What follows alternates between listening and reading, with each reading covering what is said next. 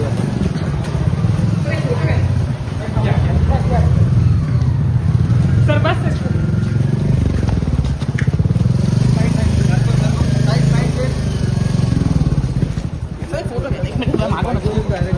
एक minute sir बसेल sir काय पहिली प्रतिक्रिया आहे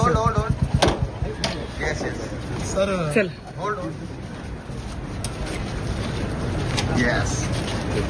आज काल तुम्ही बैठक घेतली, निर्देश दिले, आज एक दुचाकीवर मंत्रिमंडळ गाठले, काय सांगाल? माननीय प्रधानमंत्री महोदयांनी जे काही निर्देश दिलेले आहेत ते देशहिताकरता आहेत आणि म्हणून आपापल्या परीनं जे जे करता येईल ते करण्याकरता आम्ही सगळे प्रयत्न करतो आणि म्हणून सिम्बॉलिकली त्याचा प्रचार झाला पाहिजे. आणि जेव्हा राज्यातले नेते मंडळी अशा प्रकारे प्रचार करतात तर ते लोकांपर्यंत पोहोचतं. म्हणून मी आज या ठिकाणी मोटरसायकलने आलेलो आहे. आम्ही आता आमचे कॉन्व्हॉय देखील सगळ्यांचे कमी केलेले आहेत. सगळ्यांचे जे काही परदेश प्रवास आहेत ते देखील आम्ही आता सगळ्यांचे रद्द केलेले आहेत आणि वेगवेगळ्या प्रकारे इंधन बचत कशी करता येईल, परकीय चलन बचत कशी करता येईल हाही आमचा प्रयत्न असेल. विशेषतः शासकीय आयोजनं जे आहेत, आता उद्याला आम्ही एक साताराला खूप मोठं आयोजन केलेलं आहे. त्याचं ऑलरेडी सगळं नियोजन झालेलं असल्यामुळे आणि त्याच्यावर ऑलरेडी पैसा खर्च झालेला असल्यामुळे ते आम्ही रद्द केलेलं नाही. पण या आयोजनानंतर आम्ही पुढचे 6 महिने मोठे आयोजनं शासनाच्या वतीनं हे करणार नाही आहोत. उद्याचं आयोजन मात्र आपल्याला कल्पना आहे की जवळपास 25 लाख कुटुंबांना उद्या 10,000 कोटी रुपये केंद्र सरकारच्या वतीनं प्रधानमंत्री आवास योजनेत देण्यात येणार आहेत.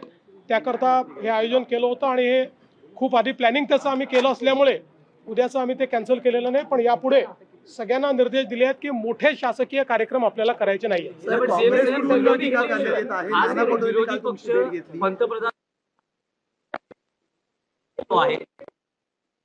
नेते राहुल गांधी असतील किंवा अन्य नेतेही असतील, त्यांचं असं म्हणणं खरं तर युद्ध सुरू झालं तेव्हाच ही परिस्थिती होती, पण तेव्हा गांभीर्याने घेतलं गेलं नाही आणि आता लोकांना संकटात टाकलं जातंय.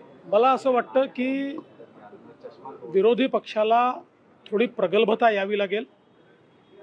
जगाचे सगळे देश ज्यावेळी याच्याही पेक्षा कठोर निर्णय घेत आहेत त्यावेळी आपल्याला माननीय प्रधानमंत्री महोदयांनी थोडासा त्याग करायला सांगितलं. कुठलेही खूप कठोर निर्णय घेतलेले नाहीत. त्याच्यावर इतका गदारोळ उभं करणं हे योग्य नाही आहे. यापूर्वी अनेक वेळा आपण हे बघितलेलं आहे. इंदिराजी असताना देखील हे झालेलं आहे. त्या ठिकाणी आपले जे काही नरसिंहरावांचं सरकार होतं त्याही वेळेस अशा प्रकारचे मेजर्स घेतले आहेत. चिदंबरम यांनी देखील 2012 साली हेच मेजर्स या ठिकाणी घेतलेले आहेत.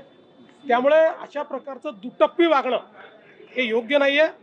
देशहिताकरता आंतरराष्ट्रीय परिस्थिती अशी तयार झाल्यामुळे जर आम्ही थोडंही ॲडजस्ट करायला तयार नसू तर मला असं वाटतं की या विरोधी पक्षाला प्रगल्भता नाही असंच म्हणावं लागेल. आणखी एक विषय आहे की पंतप्रधानांनी गाठबंदीचं आवाहन आणि विदेश प्रवास टाळा असं जेव्हा केलं तर आता सोशल मीडियावरही काही प्रतिक्रिया व्यक्त होत्या की 15 तारखेपासून पंतप्रधान हे आठवडाभर युरोप दौऱ्यावर चाललेले आहेत. मला असं वाटतं यापेक्षा जास्त मूर्खपणाचं दुसरं लक्षणच असू शकत नाही की देशाच्या पंतप्रधानांच्या दौऱ्यावर प्रश्नचिन्ह निर्माण करणं.